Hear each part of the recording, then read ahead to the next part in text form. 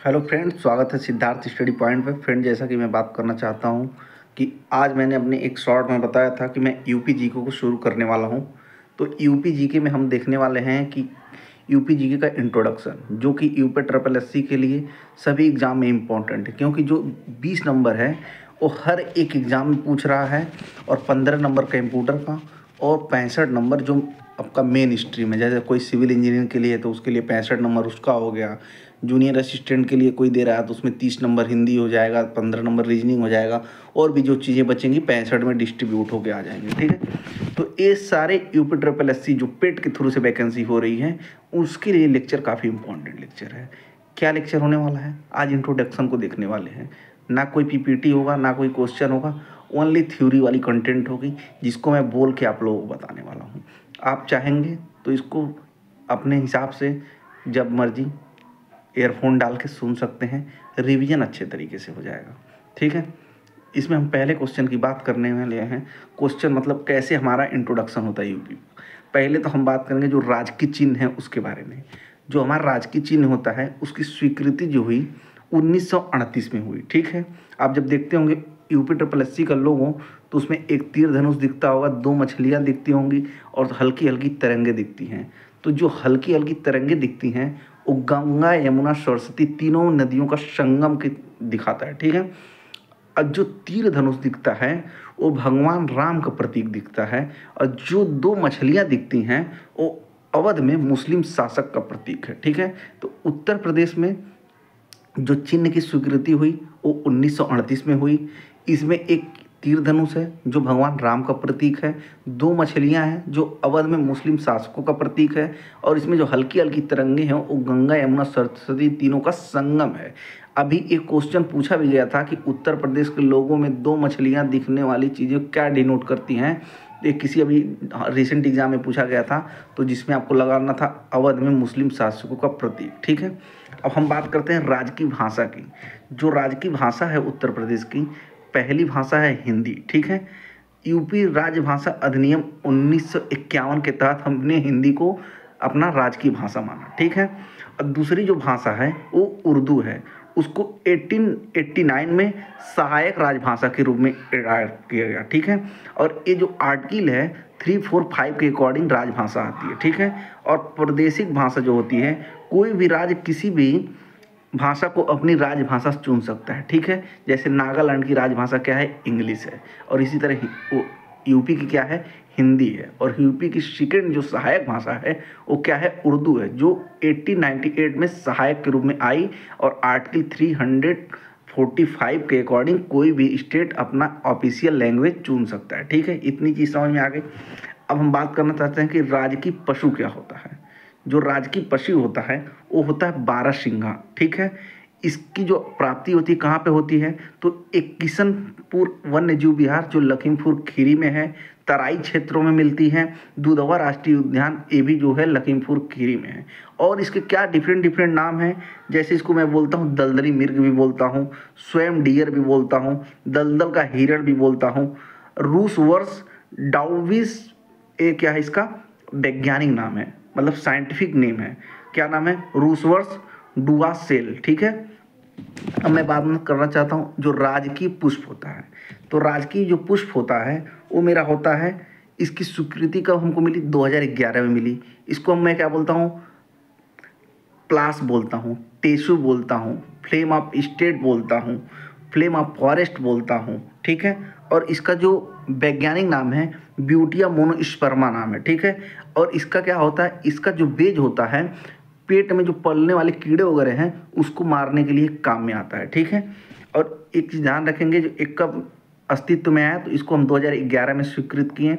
प्लास बोलते हैं, flame of forest बोलते हैं, टाक बोलते हैं, टीसू बोलते हैं, और इसमें जंगल की आग भी इसको बोलते हैं। एक क्वेश्चन भी अभी रिसेंट के किसी एग्जाम में पूछा गया तो वहाँ पे ऑप्शन जो दिया था फ्लेम ऑफ फॉरेस्ट दिया था। ठीक है, इस तरीके से हम बढ़ेंगे यूपी जीके की तरफ। अब हमारे पास जो राजकीय वृक्ष की बात करता हूँ, तो जो राजकीय वृक्ष है वो अशोक होता है। ये आर्द्र क्षेत्र का वृक्ष होता है, और सरका अशोक इसका वैज्ञानिक नाम है। ठीक है, क्या होता है? राजकीय वृक्ष अशोक होता है।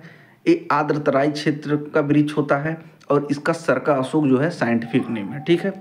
अब हम राजकीय पक्षी की बात करेंगे, जो कि 2014 से हम इसको एडमायर करते हैं, जिसको हम सारस बोलते हैं, क्रॉन्च बोलते हैं, ग्रास एंटिको बोलते हैं जो इसका वैज्ञानिक नाम है, क्रेन बोलते हैं, सरोवर के पास प्राकृतिक आवास बोलते हैं, उड़ने वाले पक्षियों में सबसे ऊंचा पक्षी बोलते हैं इसको, ठीक है। इतना चीज़ आपको ध्यान रखना है। जो राजकीय पक्षी की आएगा, सारस बोलेंगे, क्रॉन्च बोलेंगे, ग्रास एंटिगोनो बोलेंगे जो इसका वैज्ञानिक नाम हो जाएगा, क्रेन बोलेंगे, सरोवर के पास अधिक प्रवास रहता है इन लोगों का, उड़ने वाले सबसे ऊंची पक्षी होती है, और एक कब अस्तित्व में आया, 2014 से आया, ठीक है। अब हम राजकीय खेल की बात करने वाले हैं। जो राजकीय खेल होता है वो हॉकी होता है, और ओलंपिक में अब तक हमने 13 मेडल इसमें जीत चुके हैं, जिसमें गोल्ड 8 जीते हैं, सिल्वर 1 जीते हैं, ब्रॉन्ज 4 जीते हैं, और लगातार 1928 से लेकर 1956 तक लगातार 6 बार हमने गोल्ड जीता हॉकी में, ठीक है। हॉकी में टोटल हम कितने की क्या जीते, 8 गोल्ड जीते, 1 सिल्वर जीते, 4 ब्रॉन्ज जीते, टोटल हमने 13 जीता, ठीक है। 1928 से लेकर 1956 तक हमने लगातार 6 बार गोल्ड जीता।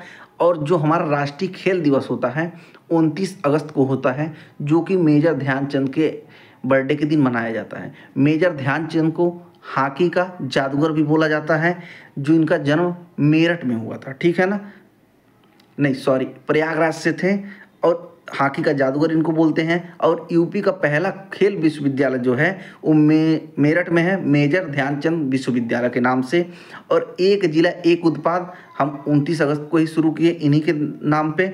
यूपी ने कबड्डी को गोद लिया, स्पॉन्सर करता है। जो कबड्डी है उसको यूपी ने गोद लिया और उस खेल को क्या करता है, प्रमोट करता है, मतलब स्पॉन्सरशिप प्रोवाइड करता है। और अब हम बात करना चाहते हैं राजकीय पक्षी के बारे में, तो उसको हम चीतल बोलते हैं, चितला बोलते हैं, या मोय बोलते हैं, ठीक है। अब राज्य जलीय जीव की बात करते हैं। जो राज्य जलीय जीव है वो गंगा की डॉल्फिन है। कब घोषित हुई, 2023 में घोषित हुई। स्तनधारी है, मतलब मैमल है, बच्चे पैदा करती है, ठीक है। और इसका पहला संरक्षण केंद्र कहाँ बनाया गया, पटना में बनाया गया। और इसका फर्स्ट डॉल्फिन अभ्यारण्य जो बनाया गया वो भागलपुर बिहार में बनाया गया। और जो डॉल्फिन दिवस होता है वो 5 अक्टूबर को होता है। उम्मीद करता हूँ कि इतनी चीज़ें आपको समझ में आएंगी। अगर आप इतना चीज़ सुनते रहेंगे तो आपका रिवीजन बढ़िया से हो जाएगा। अब हम बात करना चाहते हैं कि यूपी का गठन कैसे हुआ। तो ब्रिटिश राज के प्रारंभिक वर्ष, जैसे ब्रिटिश राज जब आया तो उसमें 2 चीज़ों में डिवाइड किया। किस में किया, एक अवध राज्य में किया और एक आगरा प्रेसिडेंटी में किया, ठीक है। तो अवध राज के बारे में मैं बात करना चाहता हूँ। तो 1956 में डलहौजी के समय कुप्रशासन के आरोप में ब्रिटिश समाज में विलय हो गया। कुप्रशासन की रिपोर्ट तैयार करने वाला जेम्स आउटराम्स था, और जो सहायक संघ के अधीन नवाब की हुकूमत थी, ठीक है, अवध राज्य की। अब आगरा प्रेसिडेंटी में क्या था, एक प्रावधान में आया 1833 चार्टर एक्ट में, और इसका गठन कब हुआ, 1834 में, ठीक है। इसके पहले एक क्षेत्र बंगाल प्रेसिडेंसी का हिस्सा था, ठीक है। जो आगरा प्रेसिडेंसी है वो इसके पहले बंगाल प्रेसिडेंसी का हिस्सा था जब ब्रिटिश साम्राज्य के प्रारंभिक वर्ष में, ठीक है। और क्या था, उत्तर पश्चिमी प्रांत 1836 मुख्यालय इसका कहाँ पे था, आगरा में था। उत्तर प्रदेश प्रांत आगरा एवं अवध 1877 में, आगरा एवं अवध का संयुक्त प्रांत 1902 में, 1 अप्रैल 1937 संयुक्त प्रांत, और यूपी बना 24 जनवरी 1950 को, ठीक है। और यूपी का जब पुनर्गठन किया गया 1 नवंबर 1956 को किया गया, जो कि यूपी अपने वर्तमान स्वरूप में आया 9 नवंबर 2000 को। 9 नवंबर 2000 को यूपी से उत्तराखंड अलग हुआ, ठीक है। और उसके बाद जो पहला स्थापना दिवस मनाया गया यूपी का 24 जनवरी 2018 को मनाया गया, और इसी के दिन हमने एक जिला एक उत्पाद का योजना शुरू किया, ठीक है। इस बात को आप लोग ध्यान रखेंगे। और जैसे क्या होता कि राजधानी कब कब परिवर्तित हुई, तो पहले अवध थी और दूसरा क्या था, संयुक्त प्रांत यूपी था, ठीक है। अवध में क्या था, एक लखनऊ था, एक फैजाबाद था, ठीक है। जो फैजाबाद में थे, इसमें पहले जो फर्स्ट नवाब थे सुदाउद्दौला थे, और उसके बाद जो दूसरे थे अस्फाउद्दौला थे, ठीक है। एक और देखिए क्या है, आगरा जो था 1836 में था, इलाहाबाद जो था 1858 में था, और लखनऊ जो आया राजधानी पूर्ण में 1921 में आंशिक आया, और 1935 में ये पूर्णतः राजधानी बन गया यूपी का, ठीक है। एक और चीज़ समझिए, जो अवध में हमने फैजाबाद और लखनऊ जब 2 चीज़ हम देखे थे, तो पहले इसके थे नवाब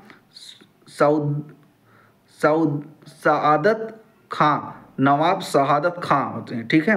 और जो लखनऊ होता है इसमें असफाउद्दौला द्वारा। हिंदी यार थोड़ा हमारा डिस्टर्ब है, थोड़ा मैनेज करके चलेंगे, साउंड से समझिए क्या मैं बोलना चाह रहा हूँ।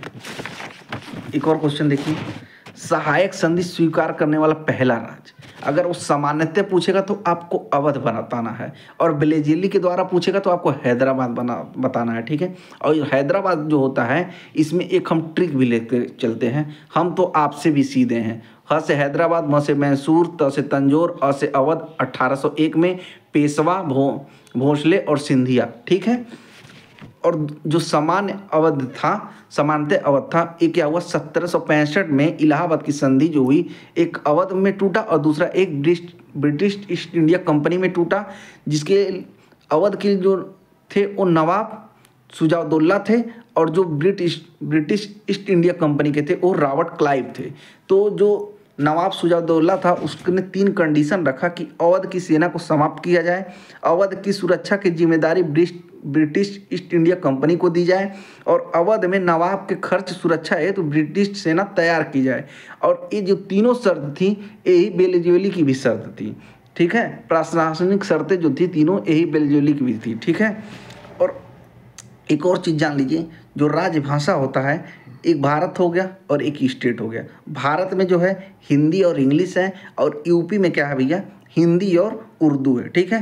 राजभाषा जो है 1947 में कार्यालय भाषा के रूप में इस्तेमाल करना शुरू कर दिया हम लोग, और 1951 में राजभाषा की अवधि के तहत हिंदी ऑफिशियल लैंग्वेज बन गया, और 1968 के तहत इसी प्रकार के ऑफिशियल कार्यों में इसे अनिवार्य कर दिया गया, ठीक है। इतना था यूपी का इंट्रोडक्शन, जो कि हमने 12 मिनट के अंदर कवर कर दिया। इसको आप सुनेंगे तो आपको फील गुड आ जाएगा, क्योंकि अगर हम इसको 50 क्वेश्चन करवाएं तो 1 घंटा लगेगा और आउटपुट कुछ नहीं निकल पाएगा। कॉम्पैक्ट पढ़ेंगे, बढ़िया पढ़ेंगे, 12 मिनट का वीडियो लगातार 2-3 बार देखेंगे, पूरी कहानी समझ में आ जाएगी यूपी इंट्रोडक्शन की क्या क्या होती है। किसी को भाई पीडीएफ चाहिए तो स्क्रीन पे चल रहे हुए नंबर से ले सकता है, या डिस्क्रिप्शन बॉक्स चेक कर सकता है।